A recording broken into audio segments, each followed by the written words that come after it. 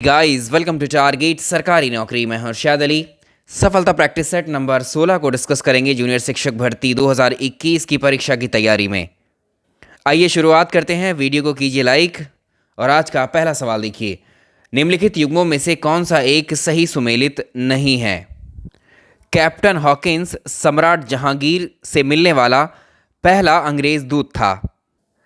वर्ष था 1608। 1608 ईस्वी में मुगल बादशाह जहांगीर के दरबार में विलियम हॉकिंस भारत आता है। इसके नेतृत्व में एक ब्रिटिश व्यापारिक मंडल जो है सूरत में अपना पहला व्यापारिक केंद्र स्थापित करता है। तो पहला तो सुमेलित है बिल्कुल। नेक्स्ट देखेंगे जॉब चारनोक। इसको जो है कलकत्ता का संस्थापक कहा जाता है। ये भी सही है, ये भी सही है, दोनों ही ठीक है। जॉब चारनोक ने ही कलकत्ता में फोर्ट विलियम की भी स्थापना की थी। नेक्स्ट वन गेराल्ड या जेराल्ड अनिंग्यार। ये जो है मद्रास का संस्थापक नहीं था, बल्कि ये बम्बई का संस्थापक था। बम्बई का संस्थापक था ये, ना कि मद्रास का। फिर मद्रास का कौन था? मद्रास का संस्थापक था फ्रांसिस डे। मद्रास का संस्थापक था फ्रांसिस डे। तो यहाँ समझ में आया आपको, जो सुमेलित नहीं है वो ये वाला मिला। जॉन मिंडेन हॉल, ये कौन था? 1599 ईस्वी में सबसे पहला अंग्रेज़ मुगल बादशाह अकबर के शासनकाल में आया था, जिसका नाम था जॉन मिंडेन हॉल। और इसको उस समय जो है ब्रिटेन की महारानी हुआ करती थी एलिजाबेथ टेलर प्रथम। तो ये भारत में आने वाला प्रथम ब्रिटिश नागरिक था। ये बात भी सही है। जो सही नहीं है वो जेराल्ड अंगियार जो था ये बम्बई का संस्थापक था, जबकि मद्रास का कौन था? Francis day. कलकत्ता का जॉब चारनोक था। तो यहाँ से 4 से 5 तरह के फैक्ट आपके तैयार हुए। नेक्स्ट, निम्नलिखित में से किसने सम्राट जहांगीर से मुगल साम्राज्य के सभी भागों में कारखानों की स्थापना करने का अधिकार पत्र प्राप्त किया? अभी हम डिस्कस कर रहे थे कि 1608 ईस्वी में ब्रिटेन के सम्राट जेम्स प्रथम ने भारत में अपनी व्यापारिक कोठियों की स्थापना करने के उद्देश्य से कैप्टन हॉकिंस को अपना राजदूत बना करके जो है मुगल सम्राट जहांगीर के दरबार में भेजा था। हॉकिंस ने 1609 ईस्वी में जो मुगल बादशाह जहांगीर था उससे अजमेर में मुलाकात करी थी और सूरत में अपने कारखाने को स्थापित करने के लिए परमिशन भी मांगी थी। लेकिन वहाँ पर जो लोकल रूलर या जो और लोग भी रह रहे थे, इसका विरोध किया उन्होंने और इस कारण से परमिशन जो है ये नहीं दी जाती है। इसके बाद में 1613 ईस्वी में सूरत में अंग्रेज़ों को स्थायी कारखाना जो स्थापित करने की अनुमति मिल जाती है। तो जहांगीर के दरबार में सन 1615 ईस्वी में सम्राट जेम्स प्रथम का दूत आता है, जिसका नाम है सर टॉमस रो, और इसे मुगल साम्राज्य के सभी भागों में व्यापार करने के लिए, कारखानों की स्थापना करने के लिए अधिकार पत्र यानी शाही फरमान इसको मिल जाता है। तो इसका आंसर कर पाएंगे आप option B, sir Thomas Roe. निम्नलिखित में से किसके द्वारा अंग्रेज़ों को बम्बई प्राप्त हुआ था? ये बात है 1661 ईस्वी की। इस समय जो था अंग्रेज़ों का एक राजकुमार था, अंग्रेज़ी राजकुमार था, जिसका नाम था चार्ल्स। इस चार्ल्स ने जो पुर्तगालियों की एक राजकुमारी थी कैथरीन ब्रिगेंजा, इसके साथ विवाह किया था और अंग्रेज़ों और पुर्तगालियों के बीच में वैवाहिक संबंध यहाँ पर स्थापित हुए। और जब ये शादी हुई थी, ये विवाह हुआ था, तब पुर्तगालियों ने ही चार्ल्स को दहेज में बम्बई दिया था। तो दहेज में मिला था चार्ल्स को बम्बई। किससे मिला था? ये कौन है? पुर्तगाली। आंसर हो जाएगा ऑप्शन ए। और इसी बम्बई को 1668 ईस्वी में चार्ल्स ने ईस्ट इंडिया कंपनी को दे दिया था रेंट पर, किराए पर, सालाना 10 पाउंड के किराए पर दे दिया था। निम्नलिखित पर विचार कीजिए। तंबाकू की खेती, प्रिंटिंग प्रेस की शुरुआत, युद्ध में चलती फिरती तोपों का उपयोग, उपर्युक्त में से पुर्तगालियों, यहाँ पढ़ेंगे पुर्तगालियों की भारत को कौन सी देन थी इनमें से? जब हमारे देश में पुर्तगाली आए थे तो बहुत सारी चीज़ें लेकर के आई अपने साथ, और पुर्तगालियों के द्वारा भारत में आलू की खेती की गई। तो भारत में पुर्तगाली ही भारत में लेकर आए थे आलू। भारत में आलू की खेती शुरू करने वाले लोग थे पुर्तगाली। इनके आने से पहले तक भारत में आलू की खेती नहीं की जाती थी। तंबाकू जो है भारत में लेकर आए वो पुर्तगाली ही लेकर आए। काली और लाल मिर्च हमारे देश में जो है काली मिर्च हमारे देश में थी काली मिर्च यहाँ से वास्को डी गामा बाहर लेकर के गया था, वो पुर्तगाली था, है ना। और लाल मिर्च भारत में लेकर के आए थे पुर्तगाली, जो आज हमारी बहुत ज़्यादा ज़रूरत की चीज़ बन गई, रेड चिली। और जहाज निर्माण शिप बिल्डिंग का कार्य ही पुर्तगालियों ने किया था यहाँ पर हमारे देश में। और चर्च का जो कैथोलिक मॉडल होता है वो भी पुर्तगालियों ने ही बनाया, यहाँ शुरुआत इन्होंने ही की। सबसे इम्पोर्टेंट जो है एक क्या है यहाँ, प्रिंटिंग प्रेस। पुर्तगालियों ने भारत में प्रिंटिंग प्रेस की शुरुआत की और भारत की सबसे पहली प्रिंटिंग प्रेस 1556 ईस्वी में गोवा में स्थापित की गई थी। ऑप्शन एलिमिनेट कर सकते हैं, तंबाकू की खेती की है, प्रिंटिंग प्रेस की है। तो ये सारे चीज़ें जो हैं पुर्तगालियों के द्वारा शुरू किए गए हैं। तो पहला दूसरा आंसर कर पाएंगे, ऑप्शन बी सिंपल हो गया है। राज्यसभा के प्रस्ताव के आधार पर नई अखिल भारतीय सेवा ऑल इंडिया सर्विसेज का गठन कौन करता है? एक चीज़ का ख्याल रखिए, जितने भी हमारे प्रैक्टिस सेट्स आ रहे हैं किसी भी सब्जेक्ट के हों चाहे कंबाइंड हो, उनमें हम क्वेश्चंस को जो है रिपीट नहीं करते। जैसे मान लीजिए अभी हमने आपको राज्य व्यवस्था का कंप्लीट करा दिया है प्रैक्टिस सेट्स सारे, तो उसमें जितने भी क्वेश्चंस पूरा ही पॉलिटी हम कवर कर चुके हैं, ठीक है। तो यहाँ पर भी जो मिक्स वाले सेट हैं उसमें हम पॉलिटी के वो क्वेश्चंस नहीं रखते जो पहले उसमें करवा चुके हैं। तो इस चीज़ को आप ध्यान रखिएगा। तो राज्यसभा के प्रस्ताव के आधार पर नई अखिल भारतीय सेवाओं का गठन कौन कर सकता है? आर्टिकल 312 में ये कहा गया है कि राज्यसभा के प्रस्ताव पर जो नई Akhil Bharatiya all India services है उसका गठन कर सकती है देश की संसद को, ये अधिकार प्राप्त है। महाराष्ट्र और गुजरात राज्य का विशेष उपबंध किस अनुच्छेद में किया गया है? महाराष्ट्र और गुजरात के लिए विशेष उपबंध किस आर्टिकल में किया गया है? आर्टिकल 370 किस लिए था? जम्मू और कश्मीर के लिए, जो अब है ही नहीं, ठीक है। तो था के नाम से क्वेश्चन भी कर सकता है। अभी पूछा है कि गुजरात और महाराष्ट्र, तो ये याद रखेंगे गुजरात और महाराष्ट्र के लिए जो विशेष उपबंध है वो आर्टिकल 371 में मेंशन है। जंगरोधी इस्पात में निम्न में से कौन सी धातु नहीं पाई जाती है? जो जंगरोधी इस्पात है, स्टेनलेस स्टील है, इसमें एक्चुअली लोहा पाया जाता है, क्रोमियम पाया जाता है, ये क्रोमियम है, निकल पाया जाता है, कार्बन भी पाया जाता है। सबसे कम मात्रा में कार्बन होगा, लेकिन इसमें टिन नहीं होता है। बाकी तीनों एलिमेंट्स इसमें पाए जाते हैं। हाइड्रोजन के संदर्भ में निम्न कथनों पर विचार कीजिए। पहला स्टेटमेंट देखिए, हाइड्रोजन को भविष्य का ईंधन माना जाता है। हाँ, ये जो है एक फ्यूचर फ्यूल कहा जाता है इसको, हाइड्रोजन को भविष्य में इसे हम ईंधन के तौर पर देखते हैं, क्योंकि इससे जो है न्यूनतम जो इन्वायरमेंटल पोल्यूशन है वो बहुत ही कम होता है, मिनिमम होता है एकदम। ये भी ठीक है। ये कार्बन मोनोऑक्साइड के साथ मिलकर वाटर गैस बनाता है। आपकी परीक्षा में एक सवाल आता है कि water gas is a mixture of, water gas किसका मिश्रण होती है, ये वाटर गैस किससे मिलकर के बनी होती है? तो ये होती है कार्बन मोनोऑक्साइड, और साथ में हाइड्रोजन को जब आप मिलाते हैं तो तैयार होती है क्या? जल गैस या वाटर गैस। तीनों ही स्टेटमेंट सही हैं, ये डी ऑप्शन सही रहेगा।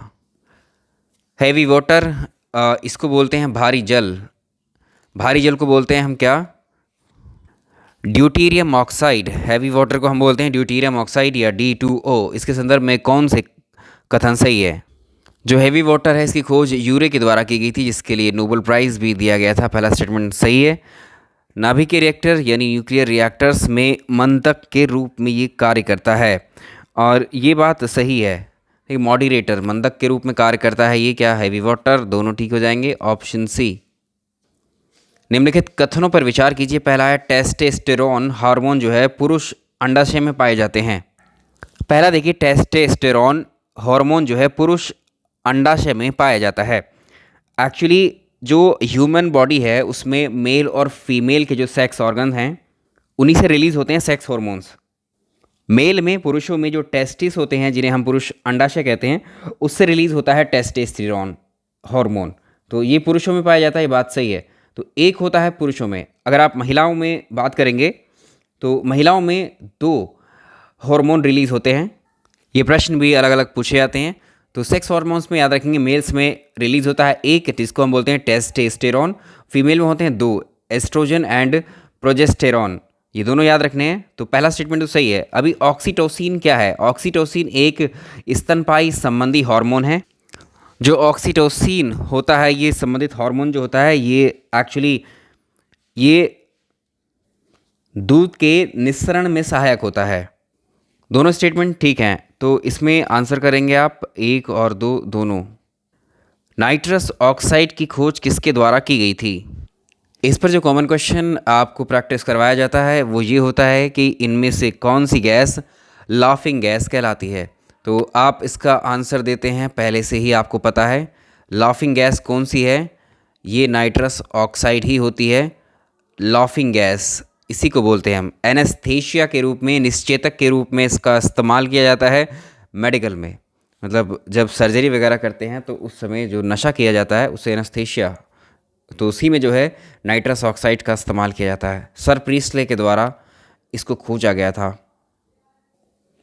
निम्नलिखित में से कौन सा विकल्प कोयला कार्बन की मात्रा के आधार पर आरोही क्रम में सही है?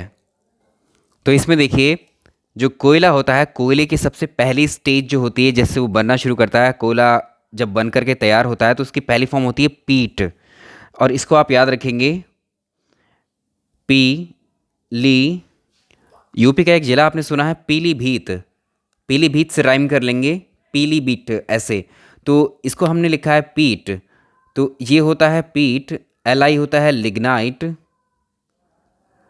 और BIT होता है बिटुमिनस। बिटुमिनस, ये तीन तो आपको याद है, और एक चौथा बचता है इसका एंथ्रासाइट। ठीक है, एंथ्रासाइट, ये होता है सही क्रम। तो इसमें जो सबसे पहले जो कोयले की फॉर्म तैयार होती है वो होती है आपकी पीट में। होता है लगभग 50 से 60% कार्बन, 50 से 60% कार्बन की मात्रा इसमें होती है। इसके बाद में लिग्नाइट है। लिग्नाइट में 60 से 70% के बीच कोयले की मात्रा होती है, कार्बन की मात्रा होती है। और यहाँ 70 से लेकर 85 तक जाती है। इसमें थोड़ा बहुत वेरिएशन हो सकता है इनमें, ठीक है। और 85 से 95 या 98 तक इसमें जाती है एंथ्रासाइट में। तो ये ऑर्डर होता है, ठीक है। ये आरोही क्रम है, ये बढ़ता क्रम है किसका? कार्बन परसेंटेज का। कार्बन की मात्रा इस तरह से इंक्रीज़ करती जाती है। जिसमें कार्बन की मात्रा सबसे ज़्यादा होगी, जिस कोयले में कार्बन की मात्रा सबसे ज़्यादा होगी वो कोयला बेस्ट होगा। एंथ्रासाइट बेस्ट कोयला है, इसमें कार्बन कंटेंट सबसे ज़्यादा होता है, ठीक है। चलिए आंसर कर सकते हैं, ए ऑप्शन सही रहेगा। पीट ये रहा, लिग्नाइट ये रहा, बिटुमिनस ये रहा, एंथ्रासाइट ये रहा। इधर को जो अगर ये ऐसे खुल रहा है, ये जो इनइक्वालिटी का सिंबल है वो अगर इधर खुल रहा है, इसका मतलब ये है कि ये वाला जो है पहले वाले से बड़ा है, बड़े वाले की तरफ खुलता है, ठीक है। तो बिटुमिनस में इससे ज़्यादा कार्बन है, इसलिए आप समझ पा रहे होंगे ये सब पहली दूसरी क्लास की बातें हैं। निम्नलिखित में से कौन सी सक्रिय गैस है जो वायुमंडल में स्वतंत्र रूप से नहीं पाई जाती है? इसको सक्रिय नहीं, अक्रिय गैस करो। कौन सी इनर्ट गैस है जो एटमॉस्फेयर में नहीं पाई जाती है? आर्गन, नियॉन, हीलियम, ये ऐसी गैसें हैं, इनर्ट गैसें हैं जो एटमॉस्फेयर में अवेलेबल हैं, मिल जाती हैं। लेकिन रेडॉन ये मुक्त अवस्था में नहीं मिलती है। LPG सिलेंडर्स में रिसाव का पता लगाने के लिए गैस में निम्नलिखित में से कौन सा तत्व ऐड किया जाता है? जो LPG के सिलेंडर होते हैं हमारे घरों में, रसोई घरों में, हमारे किचन में, वो देखते हैं आप, जब कभी उसका नोज़ल वगैरह आप प्रेस करते हैं तो एक स्मेल सी आती है। वो एक्चुअली आप सोचते हैं कि इसमें से गैस लीक कर रही है, गैस निकल रही है, इस वजह से स्मेल आ रही है। एक्चुअली वो गैस की स्मेल होती ही नहीं है। जो LPG होती है, लिक्विफाइड पेट्रोलियम गैस जो होती है, ये गंधहीन होती है, ठीक है, स्मेल नहीं होती है इसके अंदर, ठीक। तो इसके लीकेज का हमें सही समय पर पता लग सके, इसीलिए इसमें एक ऐसा एजेंट हमें डालते हैं, मिलाते हैं, जिससे हमें इसके लीकेज का पता लगे। तो ये बहुत सिंपल है, इस सवाल का आंसर आप सब जानते हैं। तो ये हो जाएगा इथाइल मरकैप्टन। इथाइल मरकैप्टन को ऐड किया जाता है। जो स्मेल हमें आती है वो इथाइल मरकैप्टन की होती है। बात करेंगे LPG का कंपोजिशन। LPG के मुख्य घटक बताने हैं कौन कौन से हैं। LPG में जो पाई जाती हैं उसमें होती हैं ब्यूटेन गैस, इसमें इसका कंपोजिशन याद रखेंगे, ब्यूटेन होती है, प्रोपेन होती है और आइसोब्यूटेन होती है। इथाइल मरकैप्टन का कभी कभी फॉर्मूला भी पूछ लेता है आपसे, तो इसको भी याद रखिएगा। C2H5SH, ये फॉर्मूला है इथाइल मरकैप्टन का। निम्न में से कौन सा पेट्रोल पेट्रोल गैस का अवयव नहीं है? जो पेट्रोलियम गैस होती है, इससे पहले प्रश्न में आइसोब्यूटेन यहाँ से हटा लेंगे। तो इसके मेन अवयव जो होते हैं ब्यूटेन एंड प्रोपेन होते हैं, और इथेन भी होता है इसमें। पेट्रोल गैस में आप ब्यूटेन, आइसोब्यूटेन, प्रोपेन और ईथर को लगाएंगे, ठीक है। लेकिन इसमें एक चीज़ है, इन सब में जो भी है कार्बन प्रेजेंट नहीं होगा, इसमें कार्बन नहीं होता है इसमें, बस इतना याद रखना है आपको। प्रोड्यूसर गैस निम्नलिखित में से किसका मिश्रण होती है? जो प्रोड्यूसर गैस होती है वो कार्बन मोनोऑक्साइड और नाइट्रोजन का मिक्सचर होती है। राइबोसोम कहाँ पर पाए जाते हैं? जो राइबोसोम होते हैं वो कोशिका द्रव्य में पाए जाते हैं, ये साइटोप्लाज्म में पाए जाते हैं। निम्नलिखित कथनों पर विचार कीजिए। वातावरण में दूसरी सर्वाधिक मात्रा में पाई जाने वाली गैस कार्बन डाई ऑक्साइड होती है, और सबसे ज़्यादा पाई जाती है नाइट्रोजन। उसके बाद में वातावरण में सबसे ज़्यादा तो नाइट्रोजन पाई जाती है, जो होती है 78.8%। दूसरे नंबर पर पाई जाती है ऑक्सीजन, जो होती है 21% लगभग। और तीसरे नंबर पे होती है आर्गन, और चौथे नंबर पे आती है, फोर्थ पे आती है कार्बन डाइऑक्साइड। तो पहला स्टेटमेंट तो गलत हो जाता है। कार्बन डाइऑक्साइड वायुमंडलीय दाब और 78 डिग्री सेल्सियस ताप पर ठोस अवस्था में परिवर्तित हो जाती है, जिसे हम शुष्क बर्फ कहते हैं। तो ये बात भी ठीक है। तो -78 डिग्री सेल्सियस है ये टेम्परेचर, ठीक है।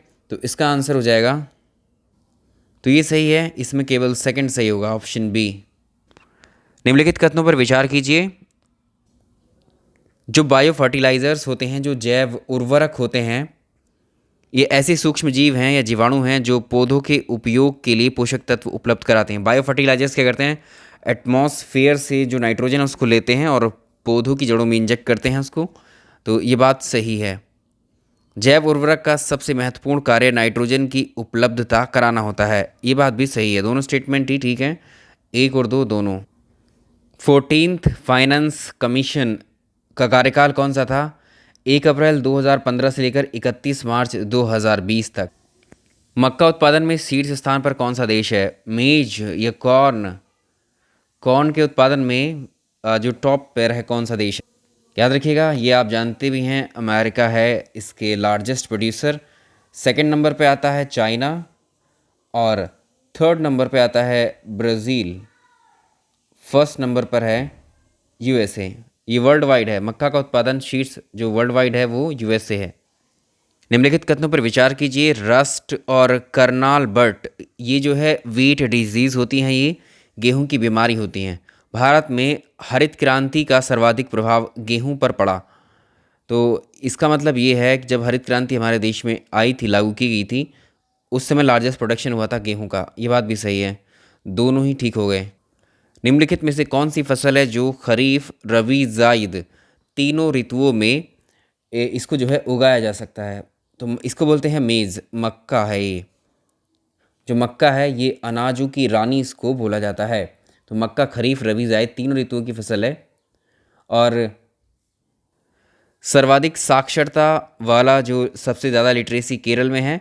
केरल के बाद सेकंड पोजीशन पर कौन सा राज्य आता है भारत का जिसकी साक्षरता ज़्यादा है? तो सर्वाधिक साक्षरता वाले प्रतिशत वाले में पहले हो जाता है केरल।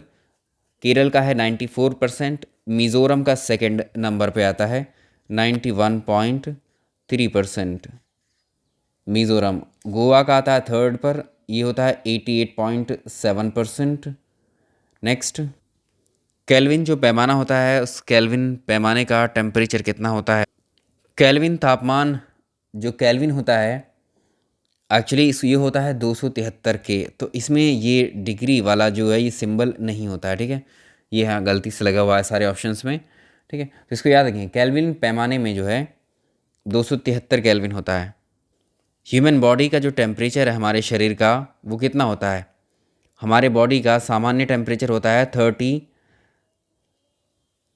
37 degree Celsius. अगर इसी को मानव शरीर के तापमान को अगर केल्विन स्केल पर देखोगे तो कितना बनेगा? इसमें हम ऐड करते हैं 273 में, 273 में हम ऐड करते हैं किसको? 37 को, तो ये केल्विन में आ जाती है वैल्यू। तो 310 केल्विन होता है मानव शरीर का टेम्परेचर केल्विन पैमाने पर, सेल्सियस पैमाने पर 37 होता है। मैग्नीशियम का अयस्क इनमें से कौन सा नहीं है? इसमें से मैग्नीशियम का और बताना है। मैग्नेसाइट होता है, डोलोमाइट भी होता है, एप्सोमाइट भी होता है, और इसमें कार्नेलाइट भी होता है, लेकिन एजुराइट नहीं होता है। इंटीग्रल कोच फैक्ट्री कहाँ पर स्थित है? इंटीग्रल कोच फैक्ट्री है कहाँ पर? ये तमिलनाडु में है, चेन्नई में है, यानी ये पेराम्बूर में है, ऑप्शन ए। निम्नलिखित कथनों पर विचार कीजिए। पहला है मटर लेगुमिनस परिवार का पौधा होता है। लेगुमिनस परिवार क्या होता है? लेगुमिनस फैमिली के वो प्लांट होते हैं जो दालों के पौधे होते हैं, उनको बोलते हैं। तो मटर भी क्या है? एक दाल ही है। हरी खाद और नाइट्रोजन भी जो है लेगुमिनेसी प्रकार के पौधे से प्राप्त की जाती है। एक्चुअली जो दालों के प्लांट्स होते हैं उनकी जड़ों में एक बैक्टीरिया पाया जाता है, राइजोबियम नाम का बैक्टीरिया होता है। ये बैक्टीरिया क्या करता है? जो एटमॉस्फेयर में नाइट्रोजन होती है उसको एक तरीके से फिक्स करता है, उसको एटमॉस्फेयर से लेकर नाइट्रेट में कन्वर्ट करके मिट्टी में ऐड कर देता है, जो पौधों के लिए बहुत ही हेल्पफुल होते हैं। दोनों ठीक है? तो ये क्या हुआ? ये दोनों ठीक है। इसका answer Rajiv Gandhi national park कहाँ पर है? राजीव गांधी नेशनल पार्क कौन से स्टेट में है? तो ये है कर्नाटक में, ऑप्शन डी। कर्नाटक में स्थित है। और राजीव गांधी नेशनल पार्क का दूसरा नाम है, इसको राजीव गांधी नेशनल पार्क को कहा जाता है नागरहोल राष्ट्रीय उद्यान, नागरहोल नेशनल पार्क। एशियाटिक जो लायन है इनका निवास कहाँ पर होता है? जो एशियाटिक लायन है ये एक्चुअली गुजरात में निवास करते हैं। तो गुजरात में है एक गिर राष्ट्रीय उद्यान, तो गुजरात के जूनागढ़ में है, गिर वन या गिर राष्ट्रीय उद्यान में है। तो इसको यहाँ से कर लेंगे सही आंसर इसका। सलीम अली नेशनल पार्क कहाँ पर है? सलीम अली नेशनल पार्क, इसको जानते हैं आप, ये जम्मू कश्मीर में है, ऑप्शन बी। इसका नाम बदल दिया गया है, अब क्या कर दिया गया है इसको? सिटी फॉरेस्ट, सिटी फॉरेस्ट राष्ट्रीय उद्यान। ये क्या है? सिटी फॉरेस्ट नेशनल पार्क है, सलीम अली राष्ट्रीय उद्यान। चलिए आखिरी क्वेश्चन करते हैं आज का। कौन सा युग में आपको बताना, सुमेलित करना है। तो महान हिमालय राष्ट्रीय उद्यान, ग्रेट हिमालयन नेशनल पार्क, ये कहाँ पर है? तो इनमें से कौन सा सही सुमेलित है बताना आप। इनकी स्टेट ज़रूर याद रखना। लोकेशन अगर आपको सिटीज़ तो बहुत कम पूछे जाते हैं। जैसे महान राष्ट्रीय हिमालय कहाँ पर है? ये हिमाचल में है, ये हिमाचल प्रदेश में है, कुल्लू मनाली में है। ये एक्चुअली कुल्लू में है ये, ठीक है, कुल्लू में। राजाजी राष्ट्रीय उद्यान ये उत्तराखंड के देहरादून में है। केवलादेव राष्ट्रीय उद्यान ये राजस्थान में है, राजस्थान के भरतपुर में है। जो वन विहार राष्ट्रीय उद्यान है मध्य प्रदेश के भोपाल में है, ठीक है। तो यहाँ पर आप जो है इस प्रश्न की लैंग्वेज पर ध्यान मत दीजिए भी, बस ये लोकेशन देख लीजिए कहाँ पर है इनकी, ठीक है। बस ये समझिए कि चार ये आपको, ये कहाँ पर है? महान हिमालय हिमाचल में है, उत्तराखंड में, राजस्थान मध्य प्रदेश में, और ये कुल्लू में है, ये भोपाल में है, और बाकी ये भरतपुर में, देहरादून में है, ठीक है। चलिए इस वीडियो में, इस प्रैक्टिस सेट में हम इतने ही क्वेश्चंस को रखेंगे। किसी क्वेश्चन में डाउट हो तो ज़रा लिख दीजिएगा। पिछले प्रैक्टिस सेट के 2 से 3 क्वेश्चंस हैं डाउट के, उनको भी हम डिस्कस करेंगे अगले सेट में। Thank you so much.